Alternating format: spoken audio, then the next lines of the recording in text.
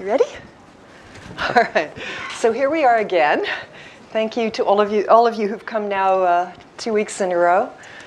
We have a special treat. I'm Barbara Slavin. I'm director of the Future of Iran initiative here. And we have Trita Parsi. Trita doesn't need much of an introduction, I think, in this town. But briefly, as you know, he's the founder, he's the president of the National Iranian American Council. He's won many prizes for his books. He's written 3 books now on the US and Iran. It's quite a trilogy. And we're here to discuss number 3, Losing an Enemy. And when I saw the title of this, when I got my copy, the first thing that came to mind, Trita, was that we should put a question mark at the end of that rather than a colon. As we all know, there was tremendous progress that was made under the Obama administration with the Rouhani government, but things have obviously changed somewhat since our inauguration.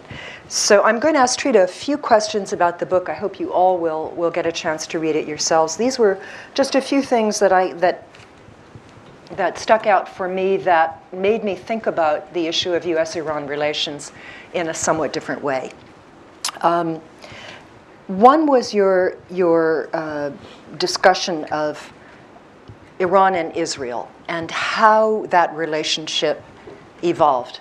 As we all know, Ayatollah Khomeini was extremely anti-Israel. The revolution had a lot of anti-Israeli overtones.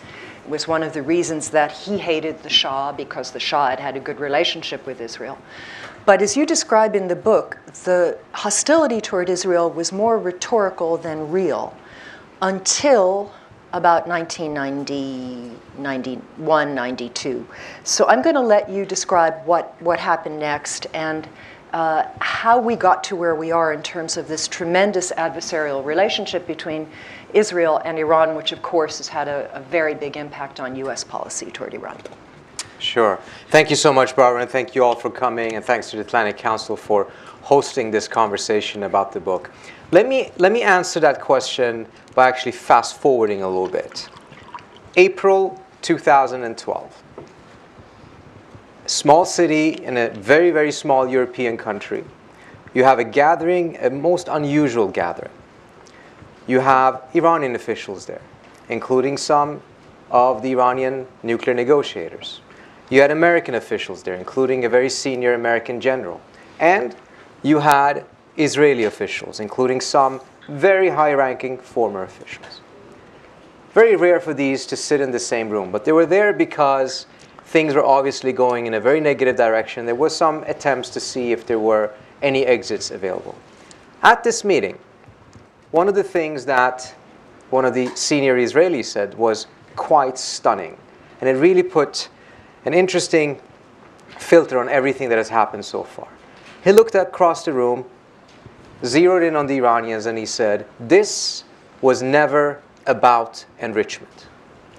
Of course, this became quite a shock for the people in the room. For more than 10, 15 years, we had heard that Iran's enrichment program is then leading to a nuclear weapons program, which then is an existential threat to Israel.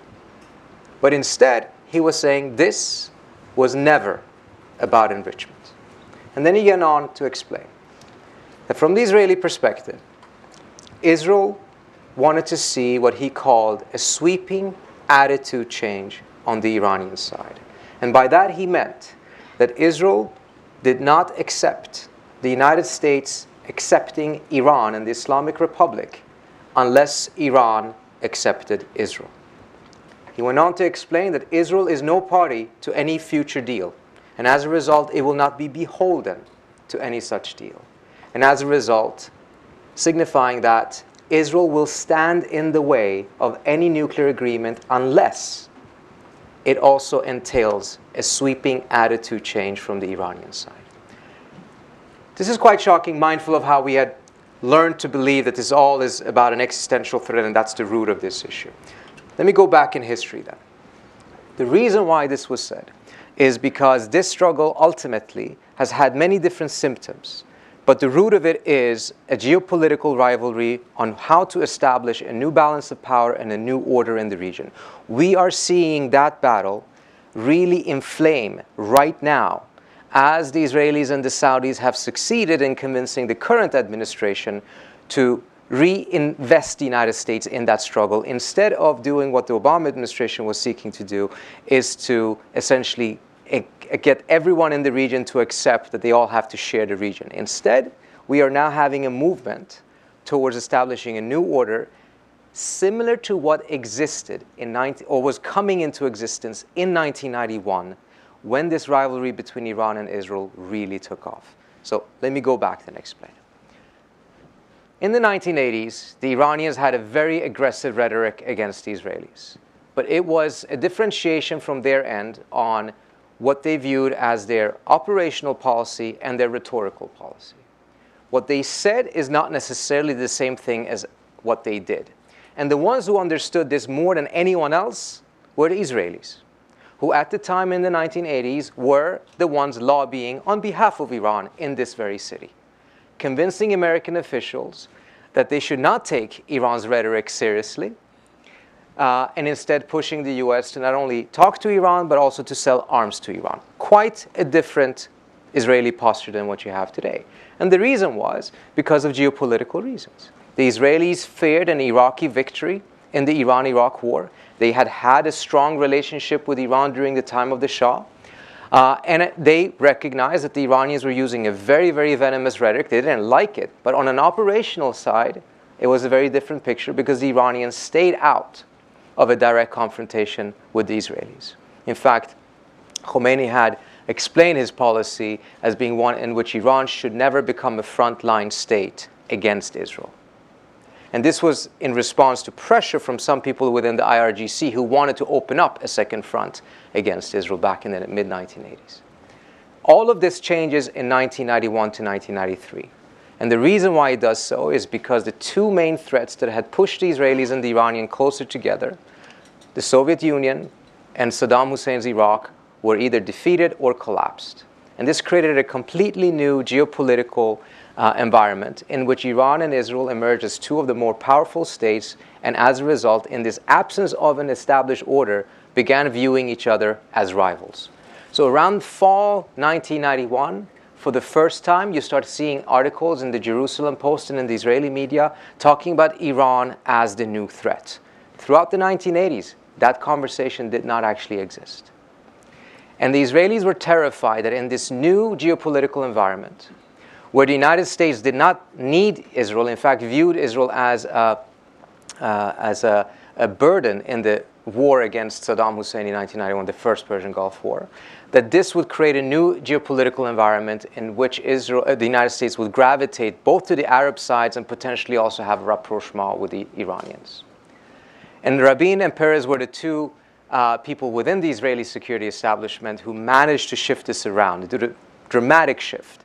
Instead of looking at the periphery doctrine that the Israelis had, in which they viewed the vicinity of Israel as the threat and the periphery as the potential allies, they inverted it. Now the Persian periphery was the threat, the Arab vicinity was where the Israelis were investing in trying to make peace. All of this was about establishing a new order, and this succeeded from the Israeli side. In fact, the Israelis played their cards very, very cleverly. The dual containment policy was put in place in 1994, and the Iranians absolutely hated it. And they saw the peace process as the weakest link, and they did everything they could to sabotage it. But it wasn't the Iranians that succeeded in sabotaging it. It was the United States. By George Bush invading Iraq in 2003, the aim was to establish a new order in which you didn't have to deal with these states any longer, but in reality, an old order was destroyed and no new one was created. And the region has essentially been orderless ever since. And in an orderless environment, you will have these type of rivalries taking place that we're seeing right now. And since 2003, the Saudis and the Israelis have pushed very hard for the United States to go back in time, to recreate the order that existed prior to 2003. And the nuclear deal was the biggest obstacle, because that would be a signal that the US has now completely abandoned that idea and is now looking for an order that includes Iran, by the United States itself striking a deal with Iranians. It didn't matter what the details of the nuclear deal was, particularly for the Saudis. For the Israelis, it was a little bit more complex.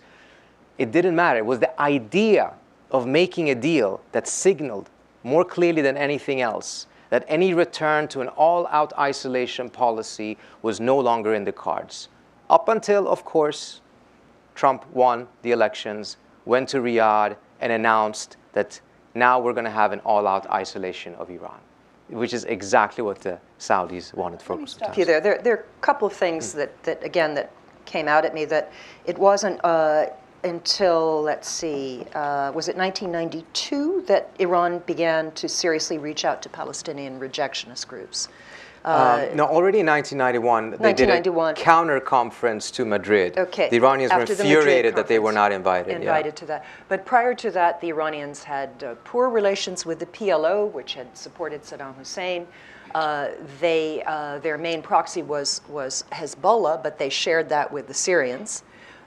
They did not have Palestinian Islamic Jihad. They didn't have a relationship with Hamas. The Sunni groups had supported Iraq against the United States. So all of this flowed from that period.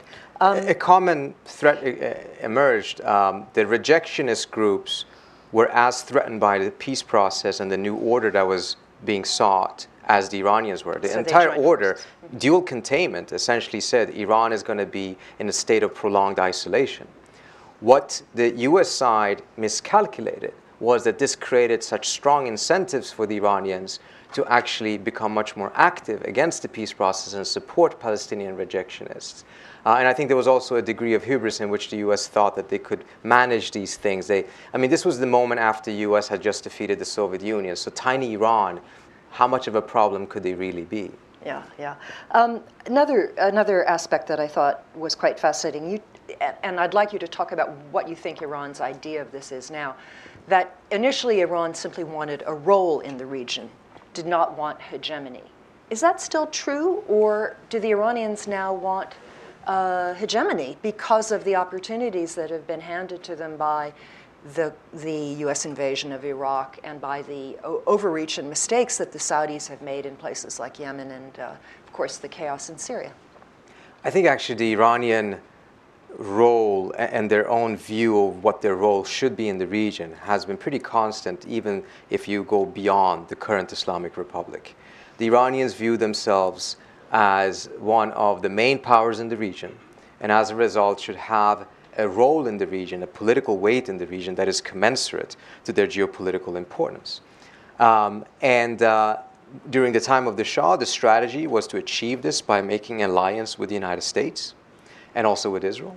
During the Islamic Republic, the same objective pursued through a completely different approach by rejecting American hegemony, by allying with the Arab streets, undermining Arab governments that are very pro-American, essentially the resistance. Now, the word hegemony, I think, is a little bit different, though, because hegemony is something that the Iranians have been accused of, and I'm sure there's elements there who would desire it. I'm sure there's elements in Switzerland who have dreams about hegemony.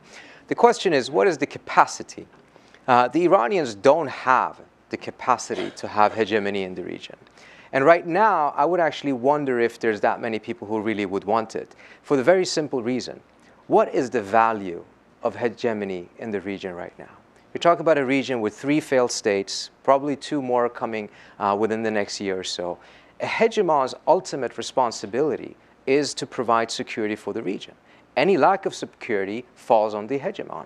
It's been very easy for the Iranians, as long as the United States, whether it had hegemony or not, adopted the position of being the hegemon, because that meant that all of the blame could fall on the Americans and the Iranians only could use the benefit of fighting this asymmetric war against the US.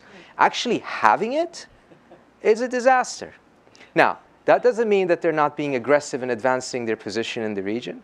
And that, again, is not a function of any particular desires on the Iranian side that is different from the desires on the Saudi side, that is different from the desires on the Saudi or the Turkish side. You have a region that doesn't have an established balance of power. Until you get that, all of the major powers are going to vie for influence.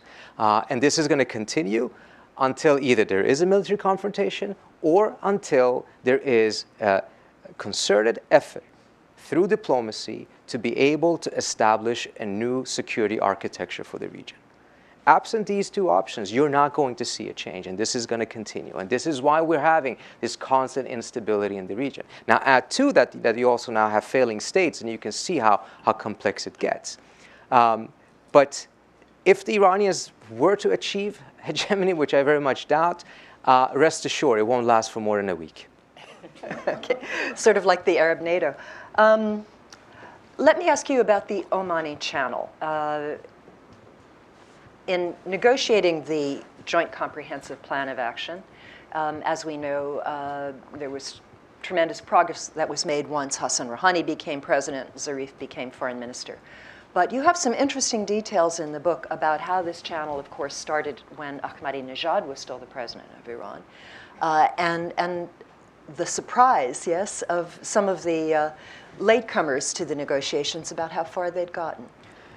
Yeah, I did more than 75 interviews with almost everyone who was involved in these negotiations from the US side, from the Iranian side, had several conversations with Zarif and others on the Iranian team, but also spent some time with others who were more in the background and actually establishing the first channels. And it's really interesting how many very, very clever diplomatic tricks were used to be able to overcome several of the deadlocks in the negotiations that occurred, but also how the actual talks really began. There's a gentleman who at the time was a senator, Senator John Kerry, who actually deserves a tremendous amount of credit for actually getting these talks going in the first place. During his role as senator, he was working with the Omanis. And the reason why the Omanis were so involved in this are essentially two. Part of it is luck or coincidence. They were the ones who used their influence to be able to get 3 Americans who had been arrested on the borders between Iran and Iraq, the 3 hikers. They were the ones who negotiated their release. And as a result, they had proven to the US side their ability to actually get things going on the Iranian side and actually be able to deliver from the Iranian side. They were at the same time very worried that the policy that the United States was pursuing through the sanctions eventually had a higher likelihood of leading to a military confrontation than to a negotiated settlement. So they started working very aggressively to try to see if they could use the channel they had established to also use that for the nuclear talks. And that succeeded. What people don't know, though, is that all of this first started off during the reign of Ahmadinejad. The first meeting was held in July 2012, and it was by all accounts a failure. The Iranians had come there, or let me put it this way, the Americans had come there to establish 2 things. They wanted to see how close the Iranians were to capitulating, and they wanted to see if this was a genuine channel that had the blessing of the supreme leader of Iran, believing, probably correctly, that you could not get a real deal with the Iranians unless you had the supreme leader's buy-in and that he actually put his name on a channel. The Iranians came because they believed that the United States was ready to give in on enrichment. And they spent the entire day just bombarding the American diplomats, 2 of them, on various formulations of enrichment. All of them rejected because the US had no authority to actually even engage in any substantive conversations about that. So the meeting was a failure. Then you had the US elections, and by January 2013, a lot had changed that made the president realize the importance of trying to find a diplomatic exit. The US had imposed tremendous sanctions on the Iranians. And those sanctions were tremendously, tremendously painful. I mean, the day when the central bank sanctions were imposed, or actually passed, the Iranian currency dropped about 30%. You had the entire Iranian GDP shrinking more than 20-25%. The Iranians were hurting. But they weren't breaking. The Iranian response was that they aggressively accelerated their nuclear program.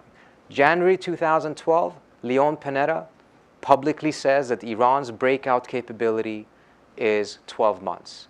And there's people like Greg in the audience who has a much better definition of what that is, but let me put it essentially is the amount of time it would take for the Iranians to build a bomb from the moment that they decide to build it, 12 months. January 2013, the Iranian breakout capability is now 8 to 12 weeks. Yeah. It's because the Iranians aggressively expanded their nuclear program in response to the sanctions. Or even if it's not a response, both sides were using pressure tactics. The US pressure was sanctions, the Iranian pressure was to expand the program. So you had the nuclear clock, you had the sanctions clock, you had the Israeli clock. For the sanctions clock to work, it needed to work faster than the nuclear clock and the Israeli clock. By January 2013, the president realized that if nothing else changed, there was a higher likelihood that this would lead to a war than it would lead to Iran's economic collapse and capitulation. So a second meeting was scheduled in March of that year, again in Oman. This time around, the US sent a much more senior delegation with very senior people, including Bill Burns, who was the number 2 at the State Department. The Iranians sent their deputy foreign minister. They ended up having talks that lasted much longer, about 2 or 3 days.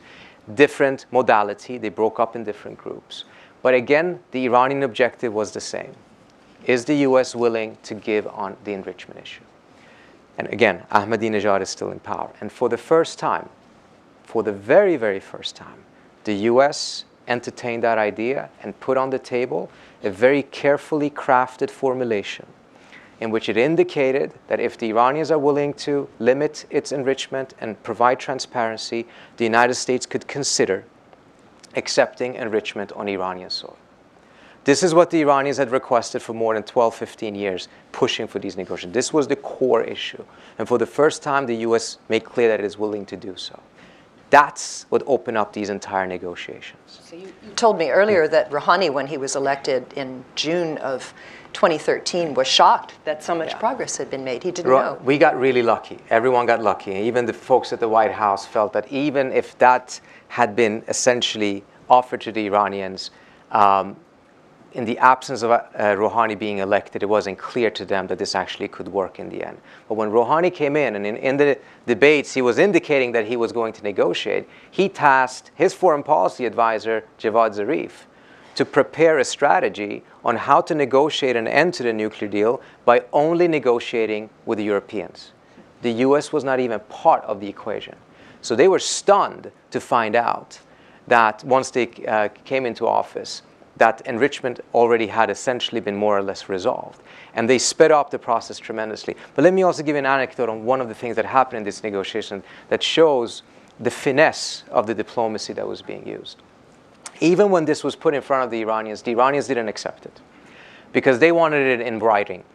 Mindful of the distrust that the US has of Iran and vice versa, if it wasn't in writing, it really didn't have much value. But the US could not put this in writing because if it put it in writing, A, it would leak, and it would also risk being pocketed by the Iranians without them being able to get the US being able to get anything in return. So they were at a deadlock. Then the idea came out. And I'm not entirely sure if it was the Omanis or the Americans who came up with the idea. Who in this world has the trust of the President of the United States and at the same time has the trust of Ayatollah Ali Khamenei? Who do they have as their shared friends on Facebook? There's essentially only one person in this planet, and that is the Sultan of Oman. And the idea came that instead of the US putting it in writing to the Iranians, the US would send a letter to the Sultan of Oman in writing, explaining that enrichment could be accepted on these circumstances. The Sultan then would fly to Tehran between his chemotherapy, not bring the letter, but just convey it to the Iranians and saying, I have the letter. They told me in writing that they're willing to accept it. And because of the confidence that Khamenei has in the Sultan, for him to reject it would not be to reject the Americans, which would be very easy for him, but he could not reject the Sultan, who he has such a strong relationship. And that bridged the difference, this huge gap of trust between the United States and Iran. And it's particularly fascinating, I think, particularly when we see the Sunni-Shia divide, the Arab-Persian divide. It was an Arab country that brought the United States and Iran closer together. Yeah. One more question, and then I'll open up to the audience. The elephant in the room. We have this agreement, but we also have an administration that is extremely hostile toward Iran, that is using regime change rhetoric toward Iran that is doubling down on support for the Saudis and the Emiratis. And you basically suggest in your book that the JCPOA can't be sustained if we're in an atmosphere of increasing US-Iran hostility. So, you know, is it doomed? Is there a way to preserve it? We had a whole event here last week on ways to try to preserve it and strengthen it. And what would be your advice to the administration? I mean, we are now at a point where the United States is regularly bombing Iran-backed groups in Syria. The United States shot down a Syrian plane, a Syrian fighter jet, just yesterday. The Iranians have sent missiles into Syria against ISIS. And I don't think any of us have, I certainly can't remember a period of time since the Iran-Iraq War when there's been this degree of hostility between Sunni Arabs and Iran. I want to be a bit careful about putting it in such stark Sunni versus Shia terms. I mean, particularly when you see what's happening with Qatar right now, the only other Wahhabi country, and it's in a conflict with the only other Wahhabi country, Saudi Arabia. So I think that prism gets us only so far in understanding what is taking place. But I think your question is very valid. And I think the biggest missed opportunity is, and part of the reason why the book is called Losing an Enemy. It's not lost an enemy. It's still an active tense. It's a process. Is the fact that what this deal provided, beyond the fact that, of course, it prevented the Iranians from building a bomb, it prevented a war, but he also opened up the window for an all-inclusive security dialogue in the region. And this is really what the region ultimately needs. And it needs to be invested in. If it took 20 months of just direct negotiations and much, much longer of preparation to be able to get the nuclear deal resolved, then you can imagine the amount of diplomatic skills, muscles, and time that is needed in order to be able to resolve some of these other issues. So clearly, diplomacy is not a quick fix, but it is the most likely fix at the end of the day. With the administration now going to Riyadh, calling for Iran's isolation, having Tillerson indicate that regime change is now the policy apparently again. Peaceful, we should say, a peaceful There's no difference between peaceful, I mean, if you're sitting in Tehran, whether it's done peaceful or not, it's still regime change.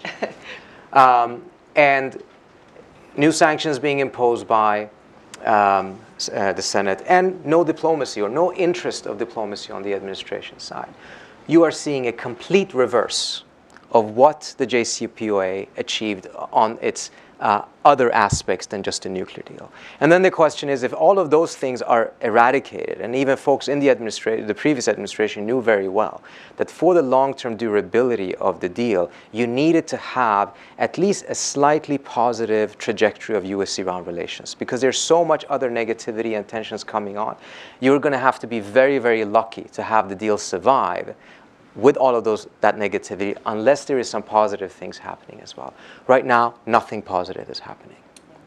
And I think the administration's strategy essentially is to try to see the deal destroyed while appearing to adhere to it. So you have the renewal of the waivers, you have the certification that Iran is in compliance, which the administration had no choice. Iran is in compliance, the IAEA has already certified that. But then you do everything possible negative to eliminate that positivity.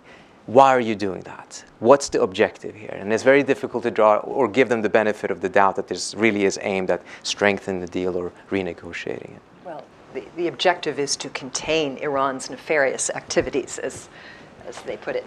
And if I could say something on that, there are activities by the Iranians that clearly are problematic. But we now have an example, the only example in which we can see the United States being able to change Iran's policies.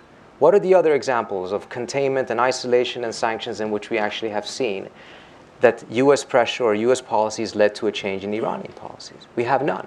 We only have the JCPOA.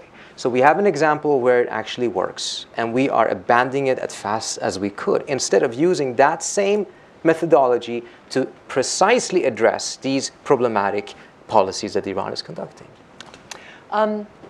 Lots of hands. Okay. Lady right there, wait for a microphone and say your name and ask a question, please. Hi, my name is Dr. Katarzyna Pisarska. I'm the director of the European Academy of Diplomacy in Warsaw, Poland. I've just came back from Iran, actually, 3 weeks ago. I was hosted by the Ministry of Foreign Affairs there. And of course, there's a lot of hope when it comes to the opening, particularly towards Europe. And a lot of Iranians stress that they see this as an almost revolution in their foreign policy. But of course, there's also a lot of fear on what the American administration will bring to. And I was surprised to come here. I'm here only for 2 weeks, actually speaking on Russian sanctions. And I went to the Congress, met with a number of senators, and I've learned that actually the Russian sanctions are being put together with the Iranian sanctions, which completely confused me because, first of all, I'm not sure why the Congress, not the Trump administration, the Congress is actually legislating sanctions right now. What is more, they're coupling with the Russian sanctions, what tells the Russians, well, do not ever make a deal with the West, because you will follow that deal, whatever that deal is, but that will not really matter because they will put another batch of sanctions on you, although there's no evident reason to do that. And when I spoke to the senators, why are they putting these sanctions together, they could not answer my question about Iran.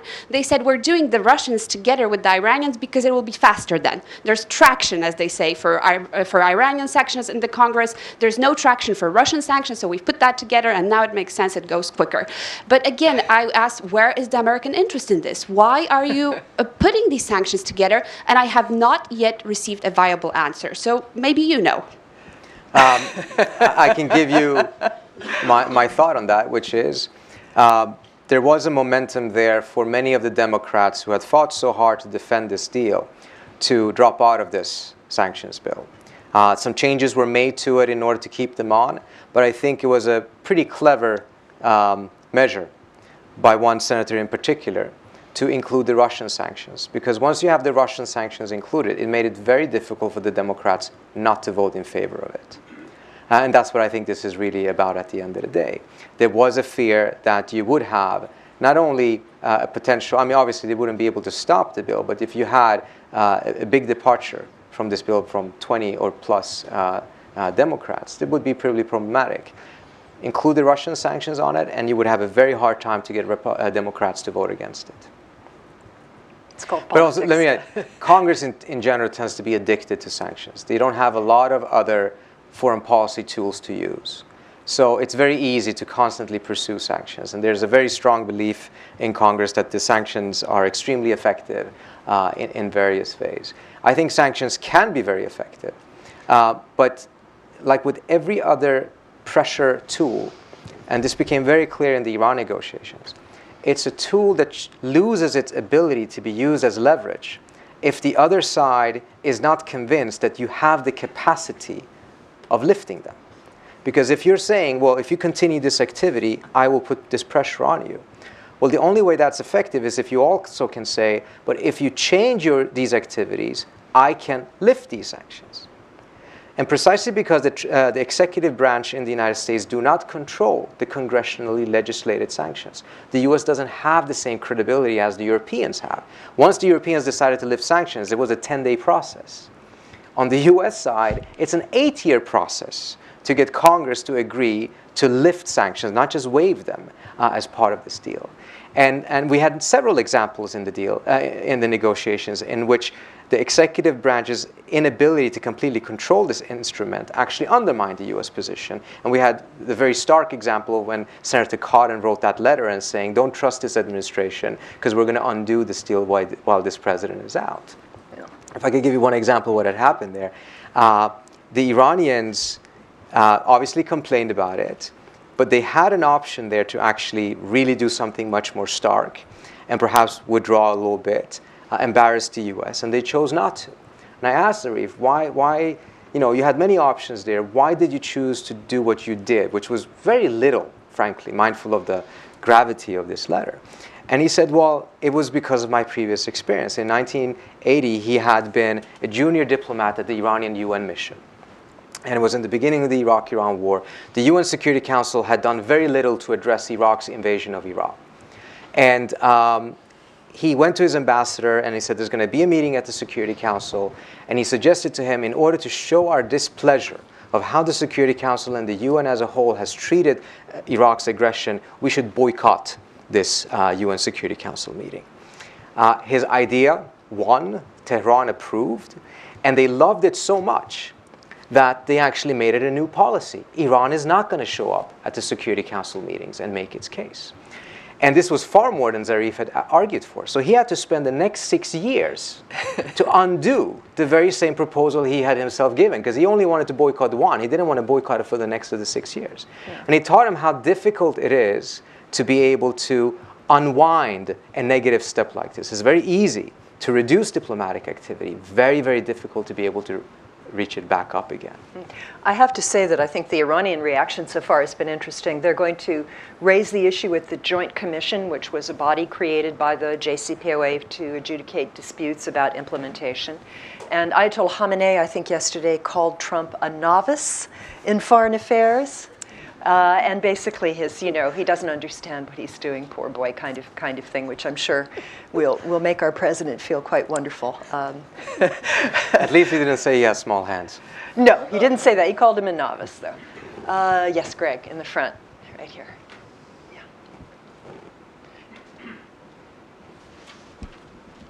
Greg Thielman, Arms Control Association Board. Trita, I wondered if you could give us a read on what you think Iran's motivations were in the use of ballistic missiles based in Iran to attack ISIS region of eastern Syria yesterday, and also how you think this will be viewed in both Europe and Washington. Thank you. So the background is that ISIS finally managed to strike Tehran 2 or so weeks ago. They had tried extensively. This had not been reported. They actually had some successes in the border areas in the past, and Al-Qaeda certainly has had that. But being able to strike in the middle of Tehran obviously shook Iran's security establishment tremendously. Even though they had for a long time defined that as their number one threat, sectarianism and the way that it could create problems internally for Iran. Now they have struck back with missiles. And I think there's several different signals. They're signaling internally, of course. They're trying to definitely build up confidence again, because this was something that really shocked. The Iranians really thought that they were more or less immune to this. This is happening in Turkey and Syria and Iraq, even Saudi, but not in Iran. Clearly, they're not immune. That's one thing. The other thing is Iran's entire security doctrine for the last 2 or so decades have been based on missiles. They can never have an air force as effective as those of the Arab countries that are buying their airplanes from the United States. Not going to be able to compete with that. They're not going to be able to have an offensive capability compared to, or the modern warfare that the other Arab countries can. And we have to remind ourselves, the GCC as a whole spends 8 times as much money on arms than Iran does. Saudi alone spends 5 times the amount of money on arms than Iran does. Yet we're talking about Iranian hegemony. Hegemony, right. So their entire focus has been to just invest in the missiles. And for them to use the missiles now, I wonder, I speculate, if that is very much a signal to the Saudis. As they're buying $110 billion of more weapons from the United States, that is a signal to them that that money ultimately will not be able to translate well for them in case of a confrontation with the Iranians. Indeed. Yes, Faye, right there. I'm Faye Mokhtar. I'm a member of Atlantic Council. Thank you, Robert, for putting such a great program together. Trita, you spoke very eloquently about the U.S. policy, pretty much how they're indirectly trying to derail the JCPOA. What, if you're sitting in Iran, what do you think their future foreign policy is, and their reaction toward this sort of a policy from the United States? Thank you. Well, first of all, I think we have to be clear that from the perspective of at least some within the Iranian government who really wanted this to be the beginning of a broader opening, not a fast one, not turning Iran into an U.S. ally, but something that actually would fundamentally change the relationship, and believe this to be a stepping stone. This has been deeply embarrassing. And the hardliner narrative that ultimately you cannot trust the United States is looking more vindicated in the eyes of many Iranians as a result of what the Trump administration is doing right now. This has made Europe all the more important for the Iranians. And the focus is extensively now to be able to build bridges there. But there's still, I think, I get a sense that there's still a bit of a belief on the Iranian side that precisely because Trump is not an ideologue, and because he's a businessman, that the Iranians would be able to strike a deal with him, because he's not coming in with that same type of a affinity necessarily for any of the other states in the region or that type of a history and background. I think it's a massive miscalculation based on several different things. First of all, he may be a businessman, but he's a pretty bad businessman. Secondly, if business is going to be what's going to get the Iranians to get America's attention, the Iranians frankly cannot compete with Saudi Arabia on that front. So I'm not really sure why that would be such a strong card for the Iranians. Secondly, his lack of ideology is also an indication of his tremendous lack of interest. And as a result, so much of this policy is outsourced to individuals in his NSC who are tremendously ideological, who have a tremendous degree of ideology involved here. And I think this was another example of people looking at Trump, not knowing what they saw, but just read into him whatever they wanted to see. Because the Iranians were very, very worried about a Hillary victory and thought that that actually would be very bad for the JCPOA. Yeah, we should say, though, that there is a very large deal, namely the Boeing deal, which appears to be continuing to move smoothly. And they just signed yet another agreement for another 30 planes with another Iranian airlines. So to the extent that Trump's business priorities are important, he does appear to be leaving that alone. And if the United States fails to implement the JCPOA, that deal could go away, and the jobs that deal would provide could go away. We should also say, in fairness, too, that Rex Tillerson and others have all said that they would be willing to speak with Iranians at the appropriate moment when the time was right. And it could be that there is a feeling that the United States needs to be more muscular militarily to sort of build up some leverage for the ultimate negotiations. Where this optimistic theory falls apart, of course, is that we don't have in place the kind of State Department officials now who could negotiate these deals. We have a half-empty State Department. So actually, I think where that optimistic view falls apart is because it assumes there's a policy. Yeah. It assumes that there's actually people thinking these things through. We have an attitude, not a policy. Yeah, I've not seen evidence for that. But to your point that I think is very valid, if you actually look at what Trump was saying during the campaign, yes, he got a lot of attention because he said it's the worst deal ever and complained about $150 billion, which was never the case, but nevertheless. What the media rarely picked up was that there was also a couple of sentences afterwards that he almost always mentioned, in which he said, this is so unfair. They're going to use that $150 billion to buy stuff from the Europeans, not from us. It's so unfair. It's so unfair. And much of his opposition was actually because the deal never lifted or even addressed the primary sanctions, meaning the sanctions that the US has imposed on US companies.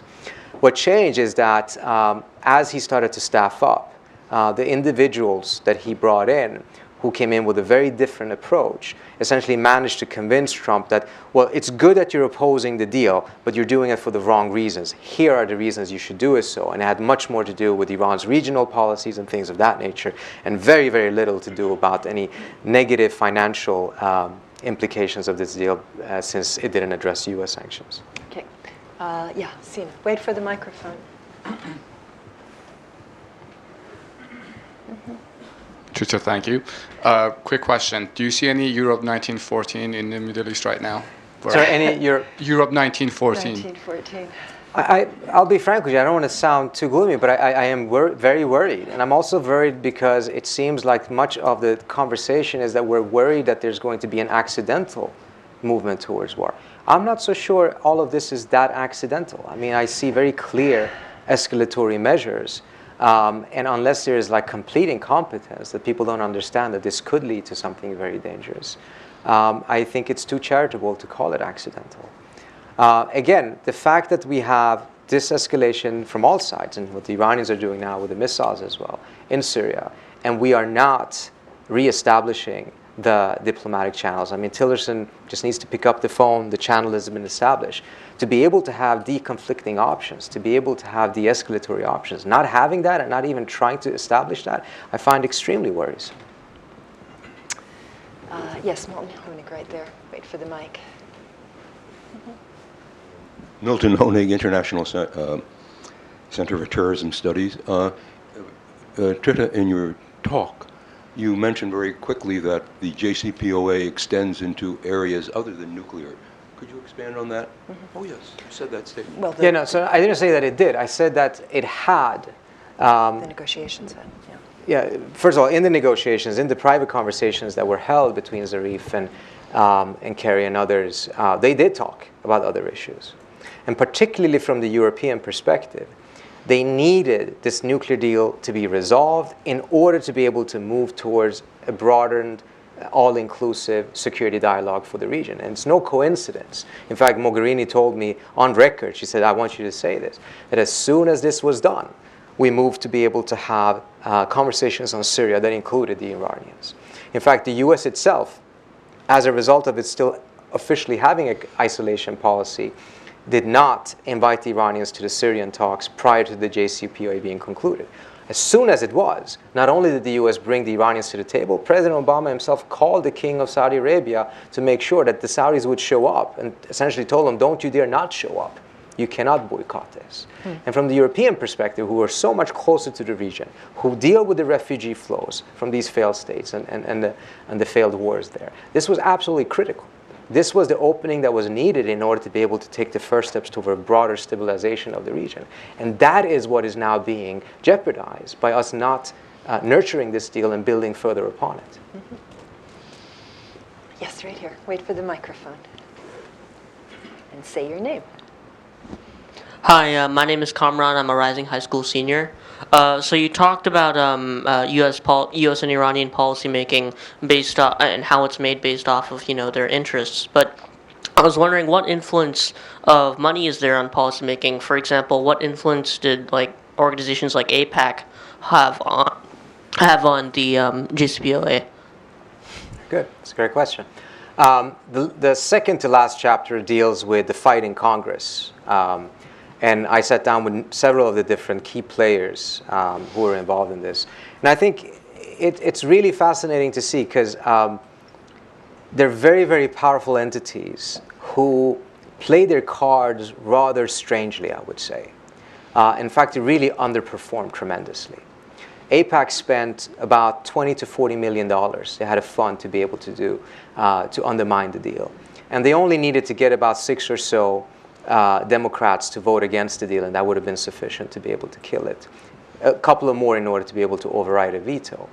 They started off with more Democrats on their side in the beginning of the debate until at the end of the debate, despite all of the money that they spent.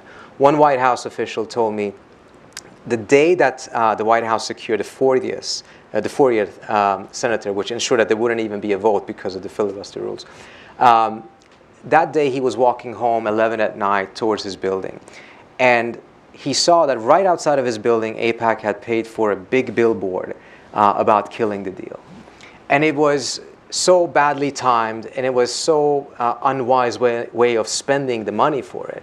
He said it felt like we were running against a congressperson who had won 20 elections. And for the first time, he actually had a competent primary candidate running against him, and they were just not used to running these campaigns. They had simply not been in the game because they'd gotten their way so easily in the past. So when there actually was proper opposition to them, they didn't know how to play it. They never managed to get a single unexpected ally to join them. It was all the usual suspects that were signing on to the AIPAC team. What did the White House do? The White House managed to get the steel union to come out with a press release and endorsing the deal and saying that they want this deal because they don't want to see another war. So it was a rather stale opposition. And I think the one who probably takes the price in and ending up inadvertently being the best player for the opposition team was actually Bibi Netanyahu himself. Mm-hmm.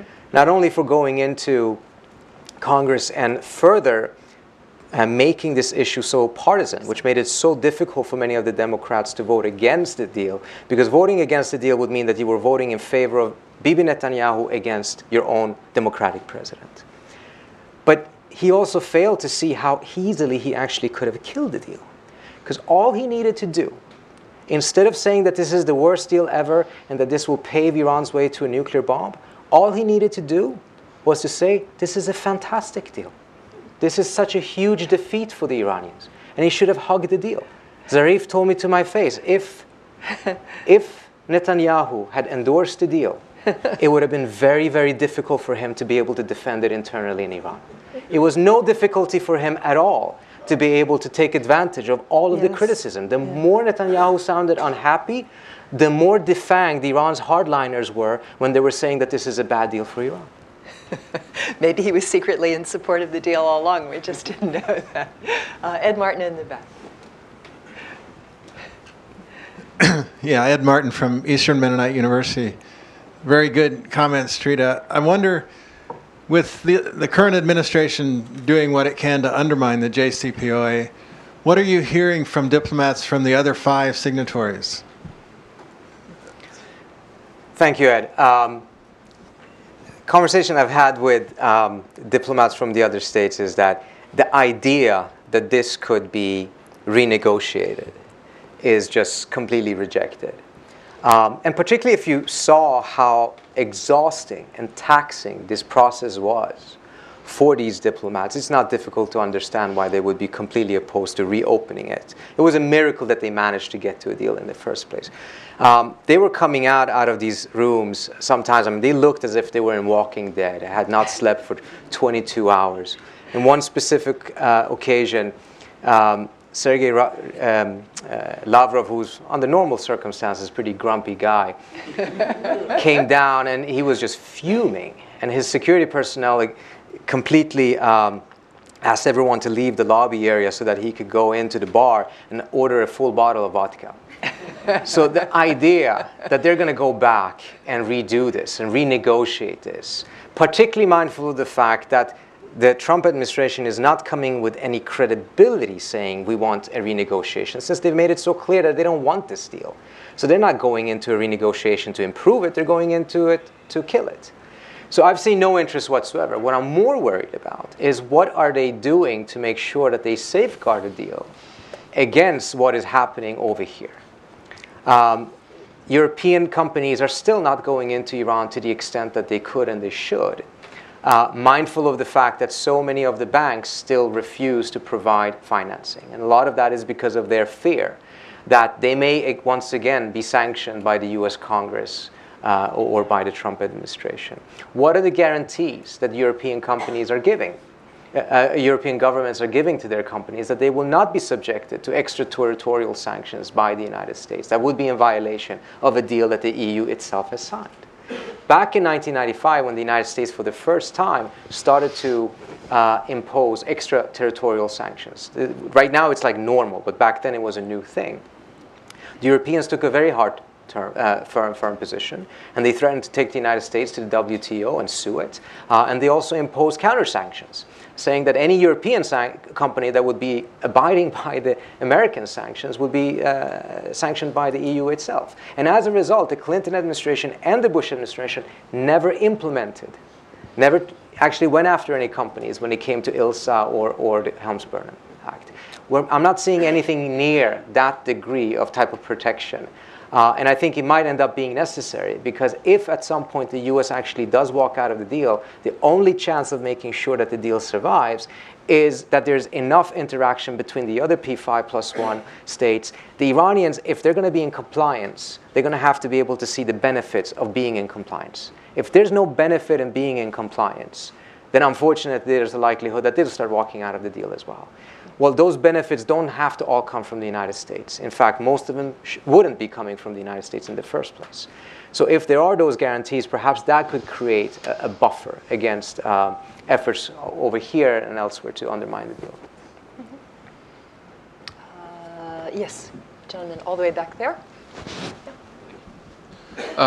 As we are seeing the Saudi Arabia kind of leading now a big Sunni movement to gather forces and gather the army forces and enhancing the capacities of its allies in North Africa and the MENA region in general, we are feeling like the Saudi is preparing itself for a war and actually for a war with Iran. And we are seeing, for the first time ever, direct talks between Saudi and Israel, and one of the major points is the war on Iran. How likely do you think that if Trump administration will unfortunately last 8 years, or will be like the Republican for 8 years, to see war occur in the region in this mandate or in the next mandate of Republicans, if unfortunately we are so unlucky? Thank you. First, the thing on the premise, you mentioned that they're building a Sunni alliance. And I think, again, I want to be a little bit careful not to use those terms. Last time I checked, Israel is not a Sunni power. And it's very much involved in this coalition. You're seeing an effort in which the Saudis are using their financial resources to try to get as many countries as possible to sign on. And there's already been a few defections. And I think there is a lot of worry. I mean, it's very easy for many of these countries to take some of the money, downgrade their relationships a little bit. This is a game that they're used to playing. This time around, it actually can lead to a military confrontation. I don't think any of these other countries really have signed up for that. So that's the first part. I think we should be careful not to look at this from a sectarian perspective, because I don't think it explains what is happening right now particularly well.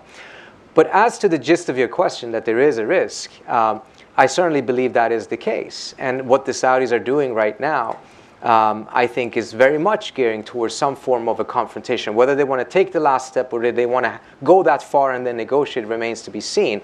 I fear that there's not about a negotiation. The Saudi prince himself said that there's no reason to negotiate with the Iranians.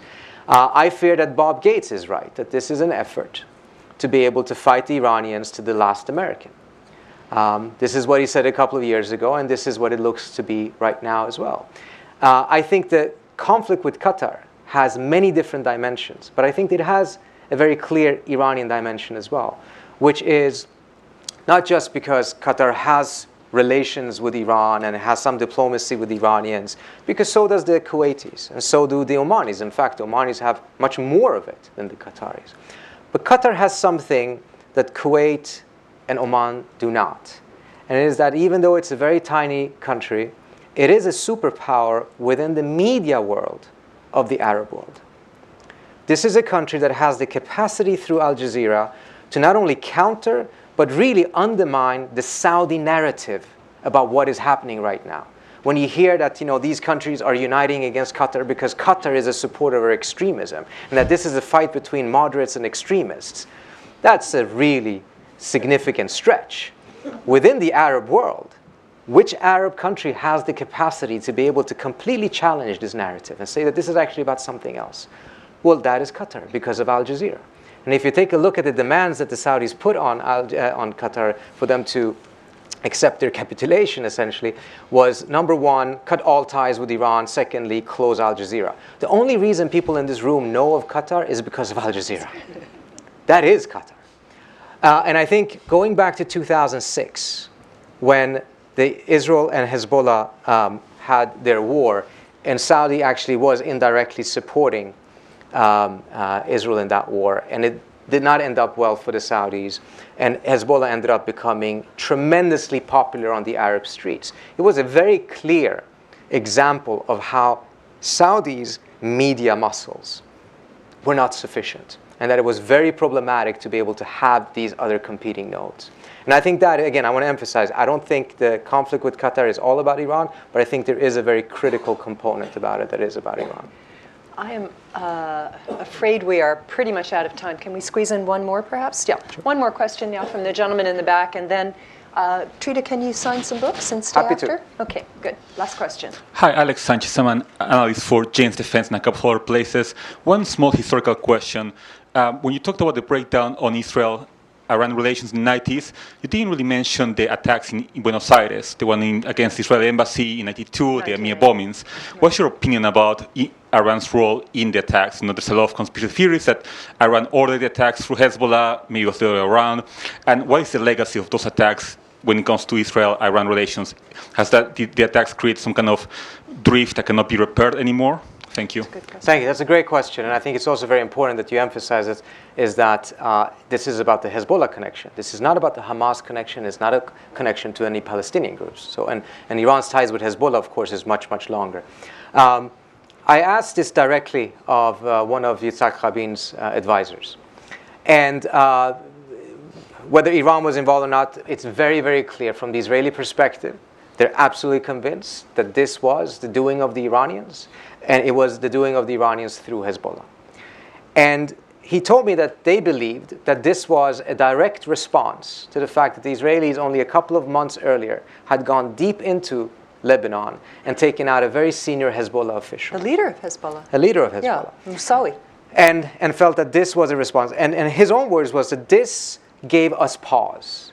Because if Israel's conflict with Hezbollah is going to lead to a situation that whenever Israel has a success and manages to take out someone of importance, that suddenly means that a Jewish center anywhere in the world potentially could be a target, this caused the Israelis tremendous pause. And I think there's another example in which the same thing may have happened. And I want to be very clear that I'm speculating now. You saw a large number of Iranian scientists being assassinated.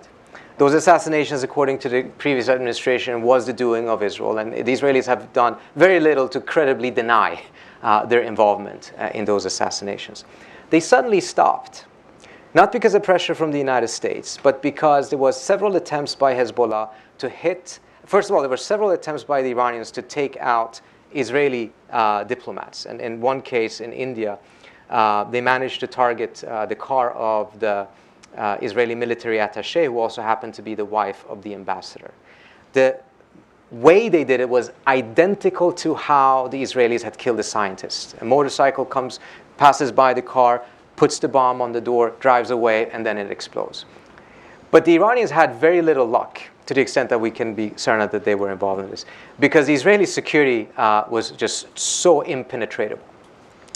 After that, you saw how there were efforts to be able to go towards softer targets. There were attempts in Cyprus and elsewhere to hit Israeli tourists. Bulgaria. And then eventually, in Bulgaria, there was a bombing of a tourist bus of Israelis.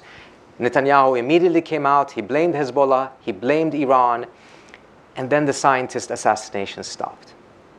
Now, we don't know why, but I would wonder if it was a signal from the Iranians that, okay, if you assassinate scientists, and Iran is not capable of hitting diplomats and military attachés because Israel's security is so impenetrable, then Iran is going to go towards softer targets. And since then, we've seen it stop. Again, I don't know if this is the case or not, but there seems to be a pattern in which you have those elements targeting soft Israeli targets in this very, very vicious, behind-the-scenes dirty war that has been going on for 2 decades now. Thank you for the question, everybody. Thank you so much for coming. Trita, thank you, and congratulations on the new book. Thank you so much. Appreciate it. Pleasure. So I should head out.